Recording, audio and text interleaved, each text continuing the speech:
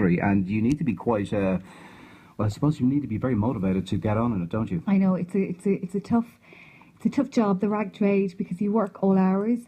I worked with Brian Thomas back in 1997, and I worked as a fashion stylist there. I worked with fashion stylist Catherine Condell, who works now with Tatler, and she's one of the top stylists in Ireland. And then I always had a love for fashion. And then I went to London and worked with Matthew Williamson and Philip Tracy. The Hat Man, of course, as we know. Absolutely, yes. yeah, absolutely. And Paul Costello as well, the Irish designer.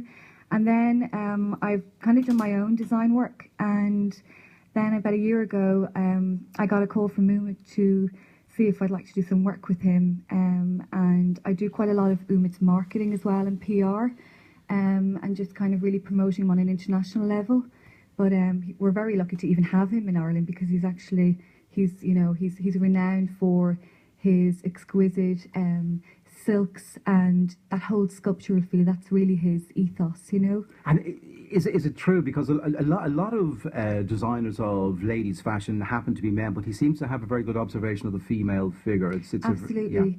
Yeah, actually, Umit has, he's a lot of people like, Victoria Smurfit, Amanda Byron. They come to Ireland and they specifically want to wear his dress, because they know, they're going to get on the red carpet, but it's actually going to be on the night the best dressed. So he is, he's way above and beyond, and we are so lucky to have him in Ireland. Are we allowed to ask Yes. what age category he falls into, or do you know? Yes, we would be looking around his target audience around 30 to 45. And what age is he? 37. He's 37. Yeah. Okay, so that's quite a young age, because he has to be thinking ahead of maybe ladies who could be 10 or 15 years older than him, and what they might like. Yes. But that requires a lot of foresight. Yeah, absolutely. I think, nowadays you can see that a lot of people are actually dressing, the older woman, they're kind of dressing very, very conservative. But, Umit works with their personality, for that private client. And he is very gifted.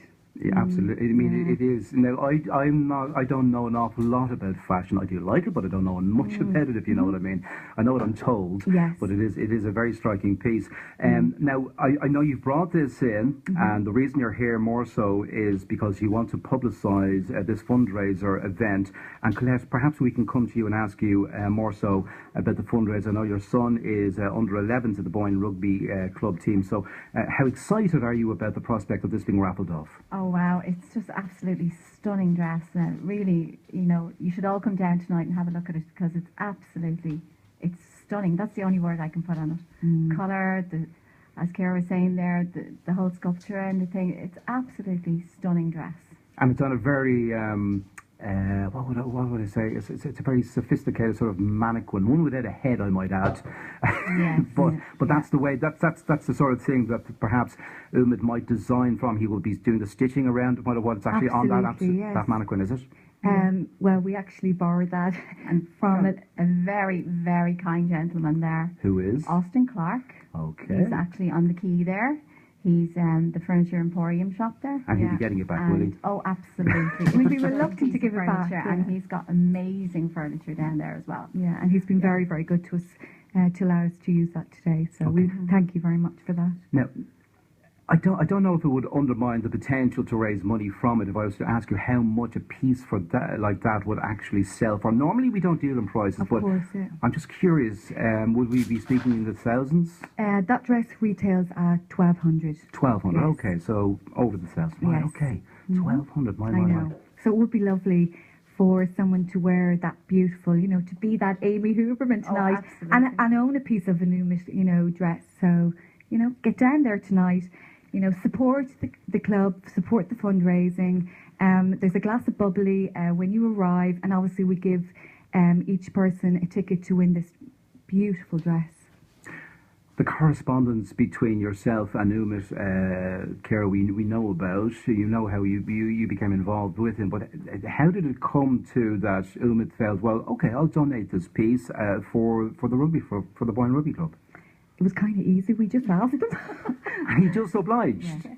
He's a really, really kind person. All right. Very, And, very and, generous. and, and the fact that Amy Huberman has worn this, that obviously increases the potential for... Well, Amy actually didn't wear this particular dress. The dress that Amy wore on the night was a floral Right. embroidered applique dress. It wasn't actually this particular dress, but Because I've only Amanda seen a black Byron and has white worn this print, yeah. dress. Amanda Byron and Victoria Smurfit, they've actually worn this dress on the red carpet as well. So I'm just looking at a black and white print here before me, Yes. so I can see actually, yes, it's not that specific Mm-hmm. dress. Okay. Now, what's your son's name, by the way, Colette? Just His give him name is Alex. Alex, and he's in the under He's 11s. in the under 11s. Is he yeah. showing promise in the rugby? He sure is, yeah. He's actually a very good hooker at the moment. He's coming into his own, yeah, absolutely. And that's the direction he'd like to take. Oh, absolutely. He loves rugby. Eats, breathes, sleeps rugby. Yeah. All right. Well, Great. maybe he'll be the next Bods or Ronan O'Gara or yes, that would be good. Paul He would O'Connell love or who that. knows. Absolutely. That's his goal. You'll be able to live off the royalties. Yeah, absolutely. brilliant. Yeah, looking forward to that. Can I be your agent? Now, I know the designer fashion sale is happening tonight in Boyne Rugby Club at 7:30. What price is the admission? It's €10. €10. And for the €10, you will receive a glass of bubbly on arrival and also a ticket for the raffle for Umid's dress. Okay. Yeah. Is Umid in the country at the moment, or? Yes, Umid is in Dublin. He's based in Marion Square. He has an atelier beside Louise Kennedy, and that's where he's based. Yeah, he's there. He's been in Dublin 5 years and been based in Marion Square. Now, Umid is the fashion designer.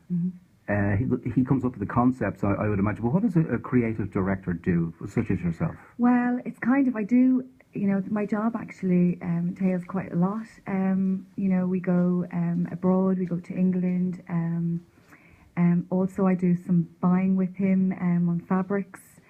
And also, it's an all-round job. It's kind of like the Isabel Blow of Alexander McQueen. You're there to inspire and almost protect that beautiful designer and make sure that he is creating the best. And it's quite a lot. And you're doing the marketing, you're doing the PR, but you're also you're on in the office and making sure that the sales is going down as well. So it's quite a lot of work, but it's an all-round job actually. Because when I first saw the term creative director, I was designing. Exactly. Yes. That No, was I don't the do first any of the design. Right. Umid does all the design. It's more the creative scope in the office and making sure the studio floor and you're running the whole studio, and that creative flow is working through that studio.